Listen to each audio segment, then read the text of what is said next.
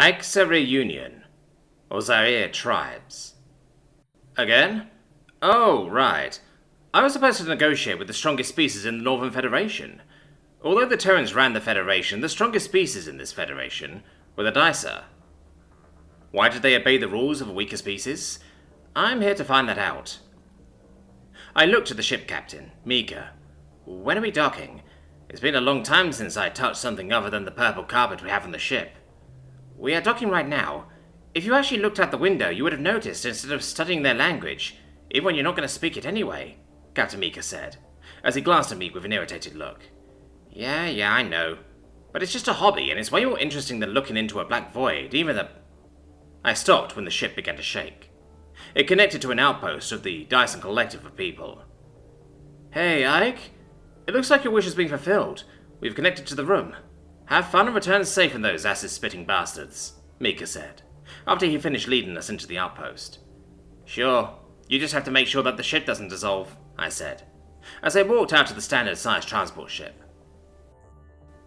I walked to the door and turned on my translator device, hanging next to my head. Hello, Ike. I am Glower Dyson. I will be negotiating with you.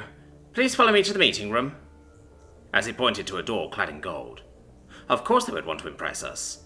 It was common knowledge that the planet of the Dysons was rich in metals, but lacked a lot of the organic materials needed for a big population.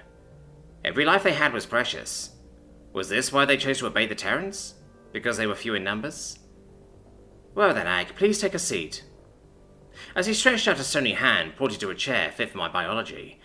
How thoughtful they were. After he took a seat, he handed me a holopad.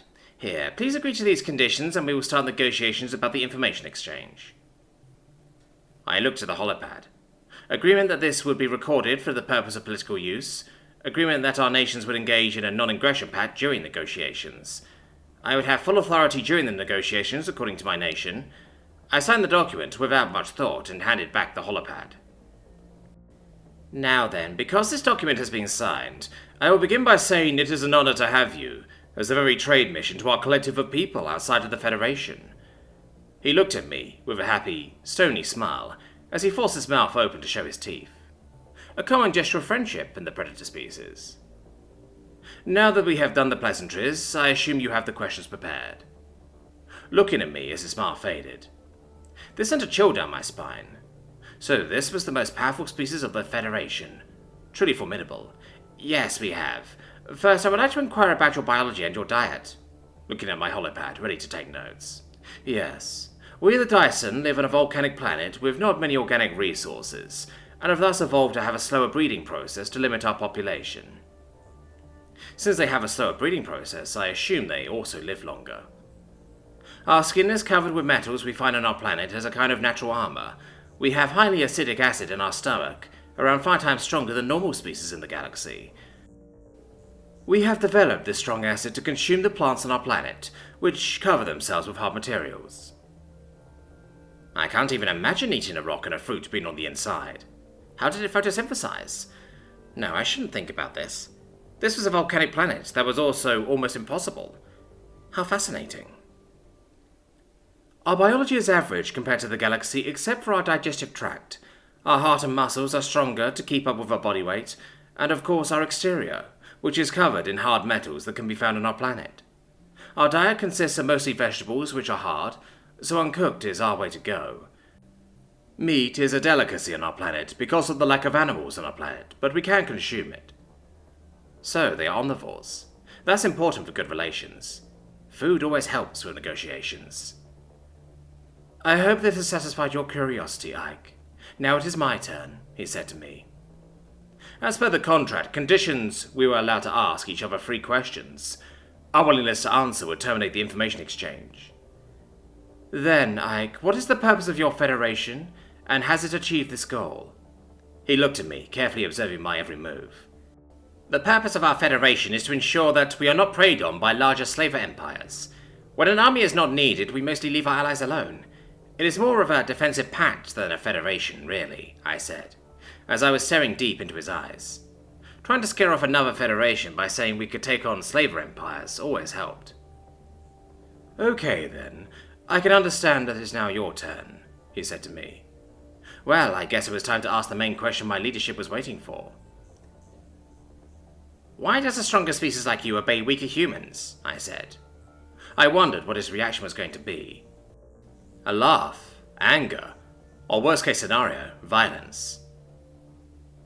So, that was the purpose of this exchange. I watched as his tone went dark. The Terrans are odd, to say the least. Last time, when we were experimenting with the Terrans, our scientists came back quite crazy. We developed a new type of FTL drive, one that would get us across the galaxy in an instant. For, of course, a lot of cool-off time and a boot-up time as a trade. I guess this is important information. I should note this down and request for research into better FTL drives, as do not lag behind in technology. We gave off free to the humans, and they mounted them on their biggest ship because of the sheer size of the FTL drive. We warped and jumped right into an enemy system outside of our galaxy. It took the humans not a second to realize their mistake, but they fucking made a surprise attack out of our FTL drive's test. It wasn't normal what they would do for fun when they came back from their little death trip. And as humans do, they thought it would be a smart idea to stick all of the FTL drives together in a giant circle around the moon. What happened next, none could have thought. They cloned a moon. A fucking moon, you know. Cloning cells is already difficult, but cloning a semi-planet grade object? The human just answered with, nice. That was their only reaction. As veins were bulging even through his metal armor. The humans, they were insane. That wasn't even the top of the fucking story. They apparently observed something on the other moon. They cloned their FTL drives. They then gave us back our own. However, they still kept the ones they cloned and then strapped them on top of a small ship used for troop transportation. But the FTL drive was bigger than the ship. Still, they strapped them on, put them on autopilot, and flew them straight for a planet, ripping it apart. A normal ship would have been crushed, leaving nothing except a big crater behind, but they just flew it through a goddamn planet. Then they thought it would be smart to fly it into a star. Let's just say they created a black hole, okay? That's all I want to remember about that horrifying news that was broadcasted. I was totally shocked. How could they not think of the consequences? And how could they go into danger without thinking? He looked at me again, this time putting two hands on my shoulders and said, We let the humans do whatever the fuck they want. We do not care because they will do it anyway. They do not have a grasp of danger. That is why we let them run the Federation, because they are batshit insane. I will postpone this meeting, for I am not in the right mind anymore, the Dyson said to me, with an exhausted look.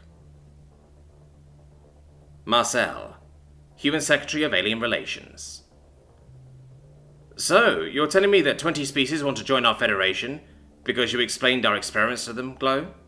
I looked at the Dyson, who had just done his job. Yes, indeed.